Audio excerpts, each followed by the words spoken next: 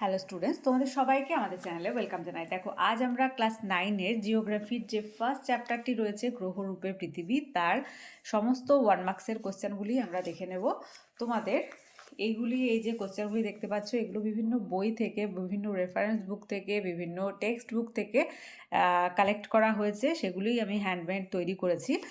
আর যে 2 marks, 3 marks, 5 মার্কসের যে কোশ্চেনগুলি আছে তার জন্য, কারণ একটা চ্যানেলের মধ্যে সব কোশ্চেন দেওয়া, মানে কোশ্চেনের আনসারগুলি আলোচনা করা দেওয়া সম্ভব না।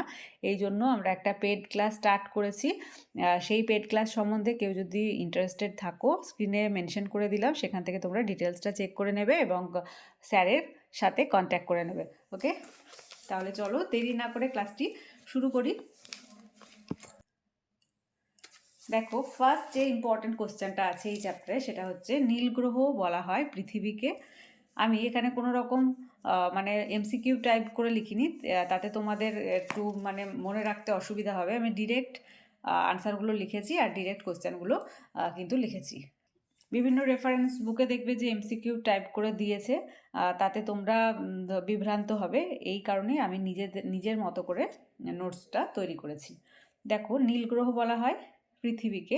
সেকেন্ড, পৃথিবীর নিরক্ষীয় ব্যাসের দৈর্ঘ্য 12,757 কিলোমিটার। পৃথিবীর নিকটতম গ্রহ, খুব ইম্পর্টেন্ট। দেখো, পৃথিবী আর সূর্যের মধ্যে তোমাদের কিন্তু গন্ডগোল পেকে যায়। সেটা হচ্ছে পৃথিবীর নিকটতম গ্রহ হচ্ছে শুক্র, আর সূর্যের নিকটতম গ্রহ হচ্ছে বুধ। এটা মাথায় রাখবে যে পৃথিবীর নিকটতম দিলেও অনেকেই কী করো, তোমরা বুধ লিখে দাও, সেক্ষেত্রে আনসারটা কিন্তু রং হয়ে যাবে। আনসারটা সূর্যের নিকটতম গ্রহ হচ্ছে বুধ। নেক্সট চলে আসি, পৃথিবীর মেরু ব্যাসের দৈর্ঘ্য 12,714 কিলোমিটার। এই দুটো পার্থক্য দেখে রাখো, নিরক্ষীয় ব্যাসের দৈর্ঘ্য 12,757 আর এদিকে মেরু ব্যাসের দৈর্ঘ্য 12,714। এই দুটো ডেটাতে কোনো রকম ভুল করবে না। পৃথিবী সূর্যের চারিদিকে ঘুরে প্রথম বলেন আর্যভট্ট। দেখো, এটাও কিন্তু একটা কনফিউশনাল কোশ্চেন। পৃথিবী সূর্যের চারিদিকে ঘুরে প্রথম বলেন কে? আর্যভট্ট। আর নেক্সট দিয়েছি যে পৃথিবী সূর্যের এবং নিজের চারিদিকে ঘোরে। এটা শুধু বলছে সূর্যের চারিদিকে ঘোরে, প্রথম বলে কে? আর্যভট্ট। আর এটা বলছে পৃথিবী সূর্যের চারিদিকে ঘোরে, কিন্তু আর কি বলছে? নিজের চারিদিকে ঘোরে। সূর্যের চারিদিকেও ঘোরে, আবার নিজের চারিদিকেও ঘোরে। এ কথা সর্বপ্রথম বলেন কোপার্নিকাস। নেক্সট ওয়ান, পৃথিবী থেকে সূর্যের নিকটতম গ্রহ বুধ, আগেই বললাম। 8 নাম্বার, পৃথিবী থেকে সূর্যের গড় দূরত্ব 15 কোটি কিলোমিটার। গড় দূরত্ব হচ্ছে 15 কোটি কিলোমিটার। আর সর্বাধিক, যদি বলে সর্বাধিক যে দূরত্ব, সেটা হচ্ছে 15 কোটি 20 লক্ষ কিলোমিটার। যদি সর্বাধিক কথাটা মেনশন করে দেয়, তোমরা কিন্তু আনসারটা লিখবে 15 কোটি 20 লক্ষ। আর যদি বলে গড় দূরত্ব কত, সেক্ষেত্রে আনসারটা লিখবে 15 কোটি কিলোমিটার। নেক্সট ওয়ান, পৃথিবীর প্রকৃত আকৃতি অভিগত গোলকের মতো। পৃথিবীর স্থলভাগের সর্বোচ্চ স্থান হচ্ছে মাউন্ট এভারেস্ট। পৃথিবীর জলভাগের সর্বনিম্ন স্থান হচ্ছে মারিয়ানা খাত, যার গভীরতা, এটা হচ্ছে পৃথিবীর গভীরতম খাত। ওকে, আর পৃথিবীর মধ্যে সবচেয়ে উঁচু স্থান হচ্ছে মাউন্ট এভারেস্ট, মাথায় রাখো। আর সবচেয়ে নিচু স্থান হচ্ছে মারিয়ানা খাত। 12 নাম্বার, বেডফোর্ড খালের পরীক্ষা করেন, ইম্পর্টেন্ট তোমাদের ফার্স্ট সামেটিভের জন্য। ওয়ালেস খালটি ইংল্যান্ডে অবস্থিত। 13, পৃথিবীর গড় ব্যাসার্ধ কত? 6,371 কিলোমিটার। এটাও কিন্তু ইম্পর্টেন্ট। 14 নাম্বার, পৃথিবীর প্রকৃত পরিধি 40,075 কিলোমিটার। এরাটাস্থিনিস পরিধি নির্ণয় করেন। তো পরিধি কে নির্ণয় করেন, তার এটা বলে দিয়েছে আমি, এরাটাস্থিনিস। 15 নাম্বার, 1797 সালে বিজ্ঞানী হেনরি ক্যাভেন্ডিশ নির্ণয় করেন পৃথিবীর ওজন। কি নির্ণয় করেন? ওজন। এটাও ইম্পর্টেন্ট। সূর্য একটি কি? সূর্য কিন্তু কোনো গ্রহ নয়, সূর্য হচ্ছে একটি নক্ষত্র। 17 নম্বরে চলে আসি, সূর্যের ওজন পৃথিবীর ওজনের প্রায় 3.5 লক্ষ গুণ। নেক্সট ওয়ান, বলয়যুক্ত গ্রহ হলো শনি। জিপিএস এর মোট অংশ 3টি। জিপিএস এর পুরো নাম, খুব ইম্পর্টেন্ট ফার্স্ট সামেটিভের জন্য, গ্লোবাল পজিশনিং সিস্টেম। তারপর, প্রাচীন যুগে মানুষের ধারণা ছিল পৃথিবী সমতল। মেসোপটেমিয়ার পৌরাণিক কাহিনীতে মনে করা হয় পৃথিবী মহাসাগরে ভাসছে। নেক্সট দেখো, পৃথিবী গোল প্রথম বলেন পিথাগোরাস, গ্রিক দার্শনিক। পৃথিবী গোল প্রত্যক্ষ প্রমাণ দেন, প্রথম বলেছেন কে? পিথাগোরাস। আর প্রমাণ দিয়েছেন কে? ম্যাজেলন। নেক্সট, পৃথিবীর মাধ্যাকর্ষণ বল সবচেয়ে বেশি কোথায়? মেরুতে। খুব ইম্পর্টেন্ট, স্টার দিয়ে রাখবে এই কোশ্চেনটা। ঘড়ির সময় পরীক্ষা করেন জ্যা রিচার্ড। এটাও কিন্তু ইম্পর্টেন্ট। পরের কোশ্চেন, জিওর্জ কথার অর্থ পৃথিবীর মতো। দূরবীন যন্ত্র আবিষ্কার করেন, খুব ইম্পর্টেন্ট, গ্যালিলিও গ্যালিলি। 30, নিরক্ষরেখা থেকে মেরুর দিকে 111.3 কিলোমিটার মানে 111.3 কিমি অগ্রসর হলে নক্ষত্রের উন্নতিকোণ বৃদ্ধি পায় 1 ডিগ্রি। পৃথিবীর চারিদিকে চাঁদের ঘুরতে সময় লাগে 27.5 দিন। কেইন দ্বীপের অবস্থান কোথায়? ইম্পর্টেন্ট, দক্ষিণ আমেরিকায়। পৃথিবীর কক্ষপথের পরিধি কত? 96 কিলোমিটার।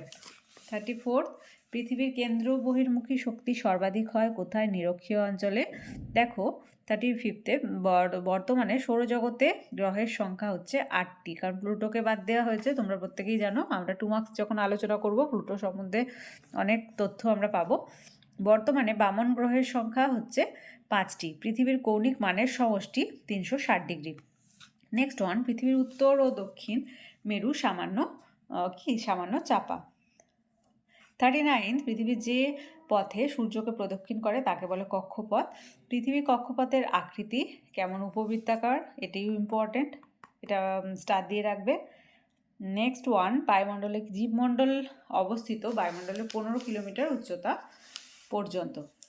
তারপর দেখো পৃথিবীর গড় পরিধি কত?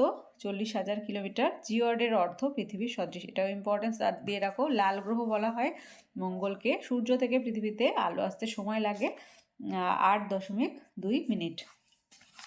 তা এই ছিল তোমাদের মোস্ট ইম্পর্টেন্ট কিছু কোশ্চেন্স, যেগুলি ফার্স্ট চ্যাপ্টার থেকে নেওয়া হয়েছে। আর বিভিন্ন বই থেকে তোমাদের কিন্তু যে 2 মার্কস 3 মার্কস তারপর 5 মার্কসের যে কোশ্চেনগুলি থাকবে তার আনসারগুলো বিভিন্ন বই থেকে, শুধুমাত্র একটা বা দুটো রেফারেন্স বুক থেকে না, যে রেফারেন্সগুলো থেকে রেফারেন্সে সব থেকে ভালো রয়েছে বা মার্চ করে, এটা হয়তো নিলাম এখান থেকে আবারও অন্য জায়গা থেকে আবার কিছুটা নিয়ে মার্চ করে তোমাদের কিন্তু একটা খুব সুন্দর নোটস তৈরি করা হয়েছে। সেগুলো এই যে নোটসগুলো দেখতেই পাচ্ছ আমরা তৈরি করে রেখেছি। এই নোটসগুলো তোমরা যদি পেতে চাও অবশ্যই স্যারের সঙ্গে স্ক্রিনে দেওয়া থাকছে, সেই ডিটেলস থেকে স্যারের সাথে তোমরা কিন্তু কন্ট্যাক্ট করে নেবে। স্যার লাইফ সায়েন্স ফিজিক্যাল সায়েন্সের সমস্ত নোটস রেডি করে রেখেছে। স্যারও 2 জানুয়ারি থেকে তোমাদের গ্রুপে অনেকেই তোমরা অ্যাডমিশন নিয়েছো, সেই গ্রুপের ক্লাস তোমাদের স্টার্ট হবে 2 জানুয়ারি থেকে। পেড ক্লাসের মধ্যেই তোমরা কিন্তু তোমাদের নানা রকম সমস্যাও তুলে ধরতে পারো, সেক্ষেত্রে আমরা কিন্তু তোমাদের যথাসাধ্য হেল্প করব। কোনো টপিক হয়তো বুঝতে পারছো না, সেক্ষেত্রে আমরা রেকর্ডিংয়ের মাধ্যমেও বুঝিয়ে দেবো। আর তার সাথে সাথে পিডিএফও তোমাদের কিন্তু প্রোভাইড করা হবে যখন রায়মার্টিন সলভিং ক্লাস স্টার্ট হবে। সেক্ষেত্রে যে কোশ্চেনগুলি আমরা করাবো রায়মার্টিন থেকে, কোশ্চেন ব্যাংক থেকে, সেক্ষেত্রে সমস্ত কোশ্চেনের আনসারগুলি তোমরা কিন্তু পিডিএফ আকারে সেই পেড গ্রুপের মধ্যে যারা অ্যাডমিশন নিয়েছো অলরেডি আর যারা নিতে চাইছো তারাই কিন্তু একমাত্র পাবে। আর আজকে ক্লাসটি যদি ভালো লেগে থাকে তাহলে অবশ্যই একটা লাইক দেবে, আর ভিডিওটি কী করবে, বন্ধুদের সঙ্গে অনেক অনেক অনেক বেশি করে শেয়ার করবে। আর ক্লাসে যারা প্রথমবার এসেছো তারা অবশ্যই চ্যানেলটি সাবস্ক্রাইব করে নিও এবং পাশে থাকা বেল আইকন প্রেস করে রাখবে, যাতে করে আগামী দিনের সমস্ত ভিডিও সবার আগে তোমাদের কাছে পৌঁছে যায়। তাহলে আজ এই পর্যন্তই, তোমরা সবাই খুব ভালো থেকো। Thank you.